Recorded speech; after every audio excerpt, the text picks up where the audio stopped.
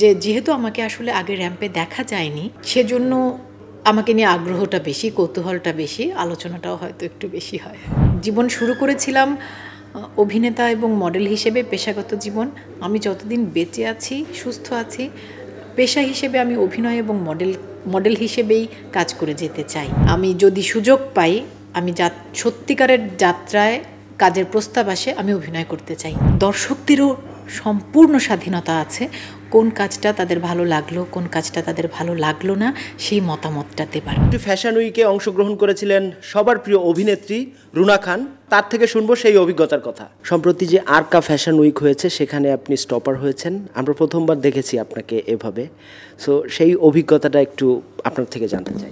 আরকা fashion week চলছে এবং তার শেষের দিনে আমার ডিজাইনার ছিলেন তানহা শেখ, তার লাইন তান ফ্যাশন লাইন। তানহা শেখের শো স্টপার হিসেবে র্যাম্পে হেঁটেছি আরকা ফ্যাশন উইকে। ভীষণ ভালো লেগেছে। আমি জীবনে প্রথমবার র্যাম্পে শো স্টপার হিসেবে হেঁটেছিলাম আমাদের দেশের অত্যন্ত স্বনামধন্য ডিজাইনার মাহিন খানের শো স্টপার হয়ে, এবং সেটা ছিল খাদি উৎসব। এবং মজার বিষয় হচ্ছে সেটাও এই আলোকিতে, এই ভেন্যুতেই সে আয়োজনটা হয়েছিল, এবং এবারও আলোকিতে একই ভেন্যুতে। এবারকার বিষয়টা আমার কাছে আরও দারুণ লেগেছে যে যারা দর্শক সারিতে ছিলেন বা এই ফ্যাশন উইকে, এই উৎসবে যারা অংশ নিয়েছেন, তারা একেবারেই তরুণ প্রজন্ম। খুব সহজ করে বললে হ্যাঁ একেবারেই পরের প্রজন্ম, এবং আমার ভীষণ ভালো লেগেছে। আমি তরুণদের সাথে কাজ করতে খুব ভালোবাসি। অনেকটা বোল্ড ড্রেসে আপনাকে দেখেছি, যে এই আগ্রহটা এই সময় কেন হলো আপনার? আপনি যদি ওই ডিজাইনারের সব ডিজাইনগুলো দেখে থাকেন তাহলে দেখবেন যে তিনি তার পোশাক তৈরি করেছেন। আমি আসলে ওখানে তার হ্যাঙ্গার মাত্র। সেই পোশাকের ডিজাইন কেমন হবে, লুক কেমন হবে, মডেলের মেকওভার কেমন হবে, সেগুলো প্রতিটি সেক্টরেই যারা পেশাদারভাবে কাজ করছেন তাদের সিদ্ধান্ত। যেমন আমার মেকআপের দায়িত্ব মেকওভার এলিগেন্স সামিনা সারার, আমার পোশাকের ডিজাইন তানহা শেখের, তাদের দায়িত্ব তাদের ডিজাইন করা। তবে হ্যাঁ, এইটা হচ্ছে বিষয় যে আমার কাছে, আমি আগেও বলেছি, পোশাক মানে পোশাক। আমার ডিজাইনারের ওই 7টা মডেলের জন্য তিনি যে পোশাক তৈরি করেছেন, যে কোনোটার যদি আমাকে পরতে বলা হতো আমি সেটাতে কমফোর্টেবল। কারণ আমি যেহেতু এখানে একজন মডেল হিসেবে কাজ করছি, আমি নিজেকে মনে করি আমি একেবারেই হ্যাঙ্গার মাত্র। যখন আমি অভিনেতা হিসেবে কাজ করব, তখন যেমন ডিরেক্টর যেটা বলবেন সেটা আমার সবচাইতে বেশি গুরুত্ব দেবার বিষয়। যখন আমি মডেল হিসেবে কাজ করব, তখন আমার ডিজাইনার যেটা বলবেন সেটা আমার কাছে সবচাইতে গুরুত্ব দেবার বিষয়।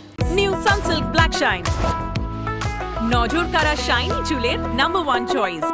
এই আয়োজনে অনেক সুপার মডেলরাও ছিলেন, যেমন বাংলাদেশের খুব নামকরা মডেল রাজমানিয়া, তানজিয়া মিথিলা, জেসিয়া ইসলাম, তারাও হেঁটেছেন। কিন্তু তাদের থেকে আপনি ওইখানে থাকার পরে আলোচনাটা আপনাকে নিয়ে বেশি হচ্ছে, এটা আপনি কিভাবে দেখেন?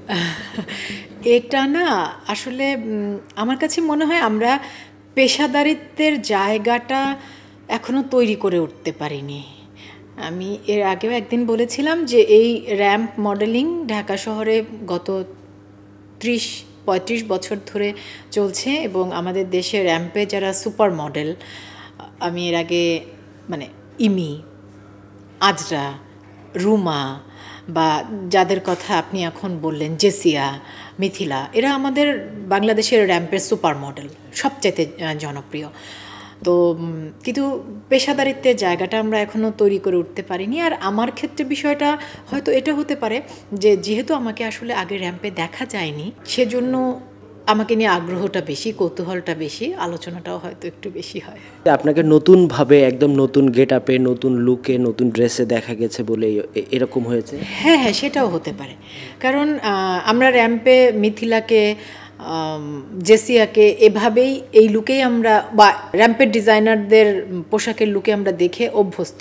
আমাকে যেহেতু র্যাম্পে আগে হাঁটতে দেখা যায়নি, সেটাও একটা কারণ হতে পারে, কারণ আমাকে র্যাম্পে আসলে 3বার দেখা গেছে। একবার মাহিন খানের শো স্টপার হয়ে, একবার সৌমিন আফরিনের শো স্টপার হয়ে, এবং এবার তানহা শেখের শো স্টপার হয়ে। তো হ্যাঁ, আমার জন্য তো কাজটা নতুন, তো সেই কারণেই হয়তো কৌতূহল আমার লুকের ব্যাপারেও, কাজের ব্যাপারেও।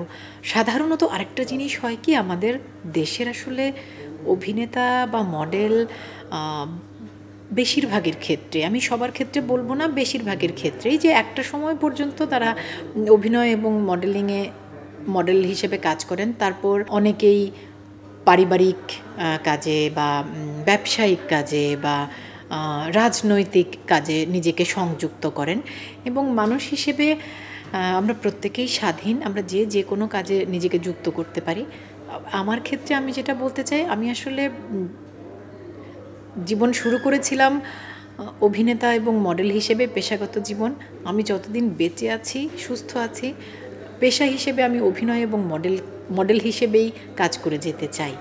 এবং এক্ষেত্রে আসলে অভিনয় যেমন মঞ্চ, টেলিভিশন, সিনেমা, ওটিটি, প্রতিটি মাধ্যমে আমি কাজ করেছি, শুধু যাত্রাতে কাজ করা হয়নি, কাজ করার প্রস্তাব পাইনি। এবং মডেলিংয়ের ক্ষেত্রেও আমি টিভিসি, ওভিসি, ডিজাইনারের ফ্যাশন মডেল এবং র্যাম্প মডেল, প্রতিটি ক্ষেত্রেই কাজ করছি। যতদিন বেঁচে আছি আমার কাছে যা যা কাজের প্রস্তাব আসবে এই ক্ষেত্রগুলো থেকে, তার মধ্যে থেকে আমি যেগুলোর ব্যাপারে আগ্রহ বোধ করব সেগুলোর সাথে ঠিক এরকম ভালোবেসেই যুক্ত হব। মানে যতটা ভালোবেসে আমি নীলপদ্মের নীলা চরিত্রের সাথে যুক্ত হয়েছি তৌফিক এলাহির সিনেমাটার সাথে, ঠিক ততটাই ভালোবেসে আমি তানহা শেখের শোস্টপার হিসেবে যুক্ত হয়েছি আরকা ফ্যাশন উইকে হাঁটার জন্য। যদি যাত্রাতে পারফর্ম করার কোনো অফার আসে, করবেন? হ্যাঁ, আমি অভিনয় করতে চাই। আমার খুব প্রিয় একজন পরিচালক নোমান রবিনের একটা নাটক করেছিলাম বহু আগে, আমার বিয়ের আগে, তার মানে 16 বছর পেরিয়ে গেছে, 143। সেই 143-র অর্থ হতে পারে আই লাভ ইউ অথবা আই হেট ইউ, যেটা আপনি মনে করেন। সেই নাটকে আমার সহশিল্পী ছিলেন রাশেদ মামুন অপু, আমার নীলপদ্মের। এবং সেই কাজটা করতে গিয়ে অপু ভাইয়ের সাথে আসলে আমার প্রথম পরিচয়। সেটা শুটিং করেছিলাম, আমি যদি ভুল না করে থাকি, রংপুরে।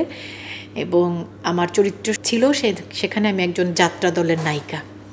আমি ভীষণ রকম উপভোগ করেছি। এবং সেখানে রংপুরে একটা মেলা হয়, সেই মেলাতে এরকম একটা যাত্রা দলেরও অংশগ্রহণ করেছিল। সেটা আমি সময়কালটা যদি ভুল না করে থাকি 2007 বা 2008 এরকম সময়কালে আমরা শুটিং করেছি, শীতের মধ্যে।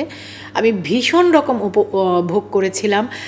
আমি যদি সুযোগ পাই, আমি সত্যিকারের যাত্রায় কাজের প্রস্তাব আসে, আমি অভিনয় করতে চাই। যখন এই ধরনের ফ্যাশন শো হয় তখন দেখি যে ট্রান্সজেন্ডার যারা, তারা কেন এই সেক্টরতে বেশি কাজ করে, ফ্যাশন ডিজাইনার, ফ্যাশন স্টপার? একটা বিষয় হতে পারে যে তারা হয়তো এই কাজগুলো করতে ভালোবাসে।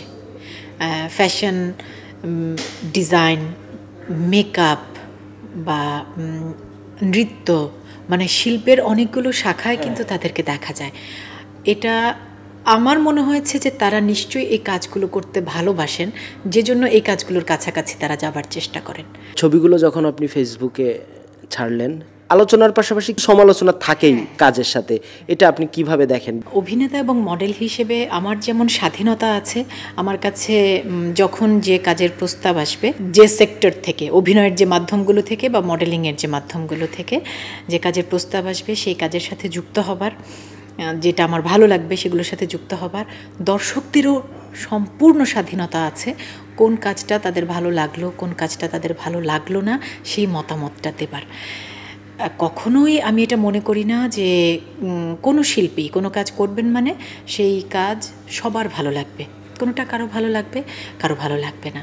যাদের ভালো লাগবে তারা প্রশংসা করবে, যাদের ভালো লাগবে না তারা তাদের ভালো না লাগার কথা জানাবে, সমালোচনা করবে। দুটোই থাকবে, দুটোকেই আমি ভীষণ রকম সাধুবাদ জানাই, স্বাগত জানাই।